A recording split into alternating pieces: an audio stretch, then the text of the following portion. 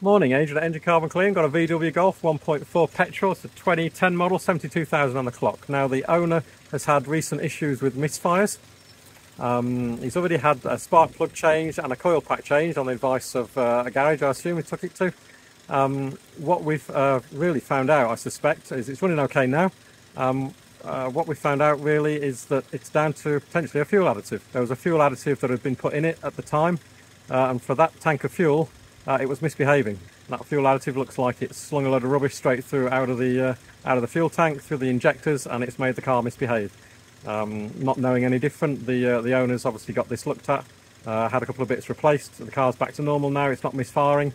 Now that could be purely coincidence, but I very much doubt it. I've seen a lot of issues with fuel additives and things getting slung through, especially on diesels, blocking the DPF. I very much suspect that's what's caused the issues with this. Other than that, it seems to be running pretty nice. The injectors all look pretty good. All the other live data looks spot on. So yeah, just be wary if you're putting any kind of cleaner through it, that it can make the car misbehave. But a lot of those cleaners work by dislodging and moving bits and pieces, and the cars won't like it. So just be careful.